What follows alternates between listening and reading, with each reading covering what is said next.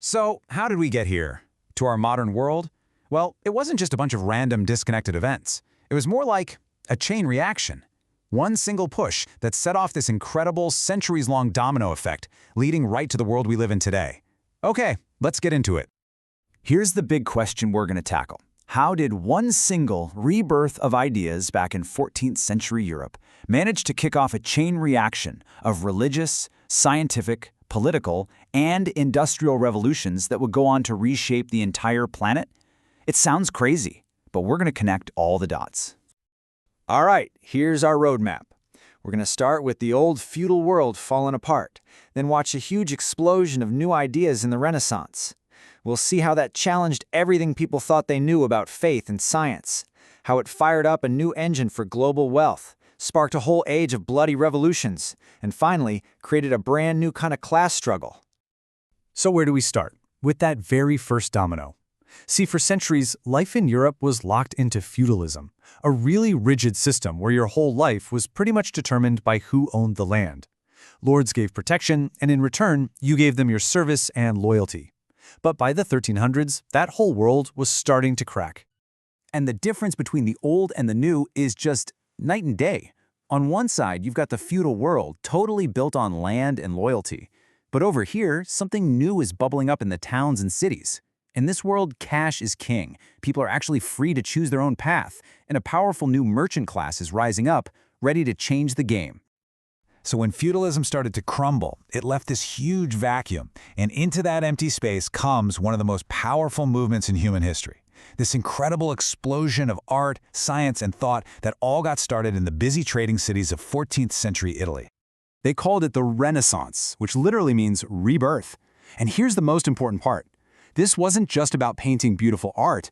It was a massive shift from the age of faith, where the church basically told you what was true, to a brand new age of reason where people started thinking for themselves again. And the engine driving all of this was an idea called humanism. For the first time in like 1,000 years, the spotlight shifted away from God and onto us, people. Thinkers started arguing that humans had incredible creative potential and, get this, the right to be happy right here on Earth. I mean, that was a totally radical, mind-blowing idea back then.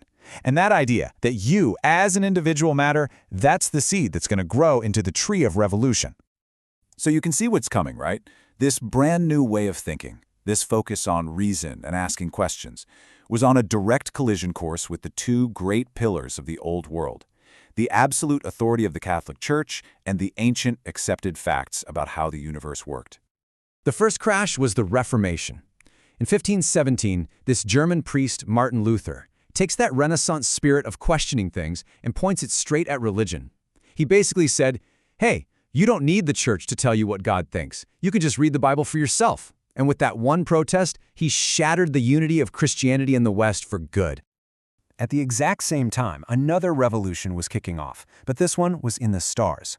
For centuries, everyone knew that the Earth was the center of the universe. It was just a fact. But thinkers like Copernicus, Kepler, and Galileo started using observation and math, not just faith, and they proved that, nope, the Earth actually revolves around the sun. It completely flipped humanity's place in the cosmos upside down. Now, this spirit of asking questions didn't just stay in churches and observatories. It sparked this burning curiosity about the planet itself. I mean, if the old maps were wrong about the heavens, what else were they wrong about? And that one question is about to fuel an age of exploration that will totally remake the world economy. The motives were pretty simple: God, glory, and gold. But let's be realists, the source material makes clear gold was the big one. Explorers like Vasco da Gama and Columbus weren't just out for a nice boat trip. They were hunting for super profitable trade routes to get those spices and silks from the East, and they wanted to cut out the middlemen to do it. And the impact was just staggering. The center of global trade literally shifts from the Mediterranean to the Atlantic Ocean.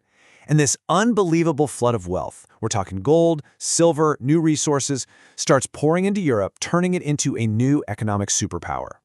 So what do you do with all that new money? You invest it, right?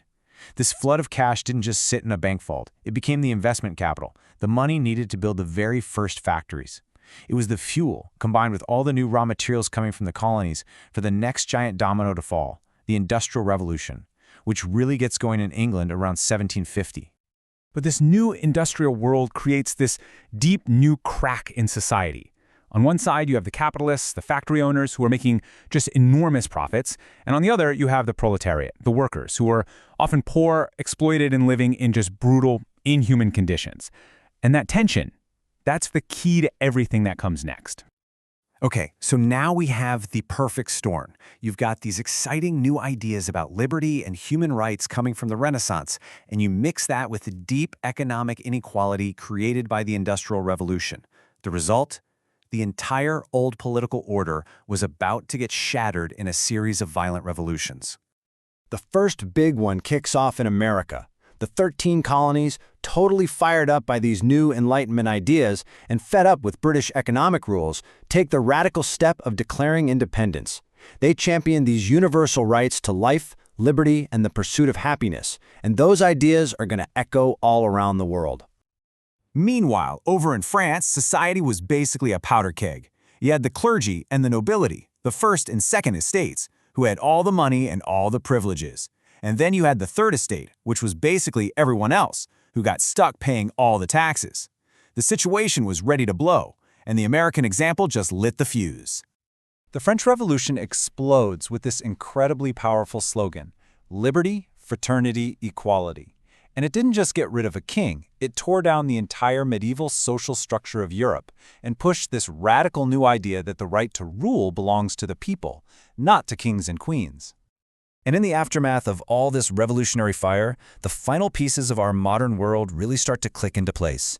The map of Europe gets totally redrawn, and a new central conflict, one that was born in the factories of the Industrial Revolution, takes center stage. One of the most powerful ideas unleashed by all this was nationalism, this belief that people who share a language and a culture should have their own country. This feeling just swept across Europe, forging unified nations like Italy and Germany out of what used to be a patchwork of little kingdoms. But at the same time, a new idea pops up as a direct response to all the inequality of the industrial age: socialism.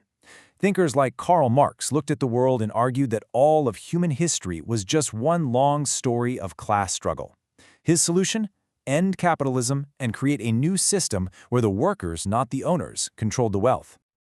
So there it is. From the crumbling of feudalism all the way to the rise of socialism, we've traced a single, unbroken chain of dominoes that created our world. And that leaves us with one last big question. If our world was forged in this incredible historical chain reaction, is that reaction still happening? Are the dominoes still falling today?